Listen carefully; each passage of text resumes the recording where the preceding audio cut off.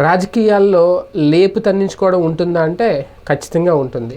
ఇప్పుడు అందులో తెలుగుదేశం పార్టీలో అది మరీ ఎక్కువగా కనిపిస్తోంది. ఇచ్చిన సీట్లు క్యాన్సిల్ చేయడం, వెనక్కి తీయడం, మార్చేయడం, కొత్త అభ్యర్థులను ప్రకటించడం ఇదంతా జరుగుతున్న నేపథ్యంలో వాళ్ళ దగ్గర నుంచి నిరసనలు, లేదంటే వాళ్ళ దగ్గర నుంచి వ్యతిరేకత, చివరికి పార్టీ ఆఫీసులు తగలపెట్టేసి ఫ్లెక్సీలు చించేసి చంద్రబాబు నాయుడు గారి ఫ్లెక్సీలను చొప్పుతో కొట్టి ఇదంతా జరుగుతుంది. తాజాగా ఎప్పుడైతే అభ్యర్థులని మార్పు మడకశిరకు సంబంధించి ఎమ్మెల్యే అభ్యర్థిని ముందుగా ప్రకటించి ఎప్పుడైతే మార్చారో ఏరన్న కుమారుడు సునీల్ కుమార్ని టీడీపీ మొదటగా మడకశిర టికెట్ అభ్యర్థిగా కేటాయించింది.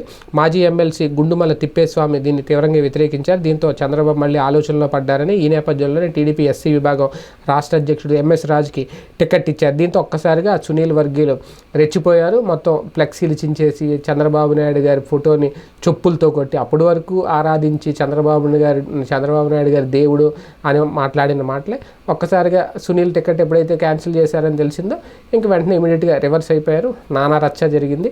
కాకపోతే ఎన్నికలకు ముందు అది కూడా నోటిఫికేషన్స్ మొదలైపోయిన తర్వాత, నామినేషన్స్ మొదలైపోయిన తర్వాత ఇవన్నీ ఒక పొలిటికల్ స్టంట్స్, ఒక రకంగా సింపతి తెప్పించుకునే ప్రయత్నాల్లోనే ఒక రాజకీయ స్ట్రాటజీతోటే చంద్రబాబు నాయుడు గారు ముందుకు వెళ్తున్నారనే వాళ్ళు కూడా లేకపోలేదు. మరి ఇది కలిసి వస్తుందో లేదు చూద్దాం.